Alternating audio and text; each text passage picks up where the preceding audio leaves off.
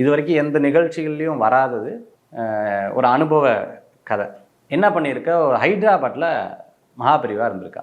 ஒரு பெரிய குக்கிராமம்னு வைங்களேன். இந்த குக்கிராமத்தில் இருந்திருக்காரு. அதாவது பெரியவா போகாத கிராமமே இல்லைன்னு சொல்லுவாங்க.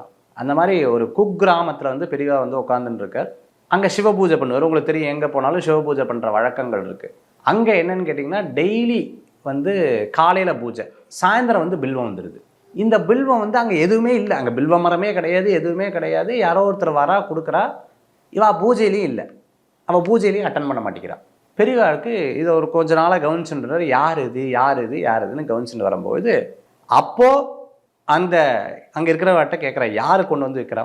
இல்லை, இவ ரொம்ப தூரம் நடந்து போய் அங்கே போய் இதை வாங்கிட்டு வந்து, அதனால தான் காலையில் பூஜையை அட்டன் பண்ணுறதில்லவா, இந்த மாதிரி பில்வத்தை வச்சுட்டு அப்படியே கிளம்பி போயிடுறார் அப்படின்னு சொன்னோன்னா, யார் அதுன்னு கேட்குறாரு. அப்போ அவர் அந்த அந்த நபரை கூட்டிகிட்டு வர, அவரை பார்க்கணும், பெரியவா பார்க்கணுங்கிற எவ்வளோ பெரிய அதிசயமான விஷயம். நம்ம போய் குருவை பார்க்குறது, குரு நம்மளை பார்க்கணுன்னு சொல்லிட்டு, அவர் ஒரு சாதாரண நபர் வேலைக்கு போகிறார்.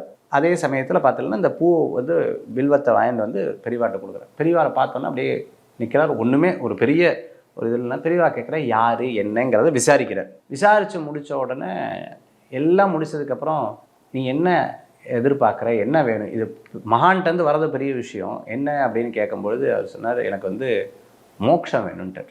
சட்டுன்னு பெரியவாளுக்கு வந்து ஒரு ஒரு ஒரு ஒரு ஸ்டாரிங் சொல்லுவாங்க, ஒரு என்னடா இது, இந்த பையன் வந்து எல்லாரும் அது வேணும், வீடு வேணும், காரு வேணும், அது வேணும், இது வேணும்னு மோட்சம் வேணும்னு கேட்டோன்னே அப்படியே அவர் பார்க்குறாரு. பார்த்து முடித்தோடனே சரின்னு சொல்லிவிட்டு பிரசாதத்தை கொடுத்துட்டு அவர் வந்து வந்துடுறார். வந்து முடித்ததுக்கப்புறம் அவர் கொஞ்ச நாள் கழித்து ஒரு குளத்தில் போய் குளிச்சுட்டு திருப்பி மேலே வர்றார். குளிச்சுட்டு திருப்பி மேலே வர்றார். குளிச்சுட்டு திருப்பி மேலே இப்படி 7 தடவை குளிச்சுட்டு வர்றார். எல்லாத்துக்கும் ஒரு சந்தேகம், என்னடா அது பெரியவாவுக்கு வந்து என்னாச்சு, குளிச்சுட்டாரு, மேலே வந்துட்டு திருப்பி போய் முங்கி எந்திரிச்சு திருப்பி மேலே வர்றாரு, திருப்பி போய் முங்கி எந்திரிச்சு மேலே வர்றாரு, என்ன ஆச்சு அப்படின்னு ஏன்னா வயசானவர் தானே, என்ன ஆச்சு இவருக்கு, என்ன யோசிக்கிறாரு, ஒரு வேளை ஏதோ யோசிக்கிறாரோ என்னன்னு தெரியல, கூட இருக்கிறவாள்லாம் யோசிக்கிறார்.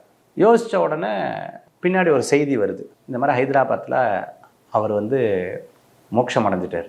ரகங்கள் பலவிதம், ஒவ்வொன்றும் உலகத்தரம். தமிழக உற்பத்தியில் உங்கள் அனுஜ் டைல்ஸ்.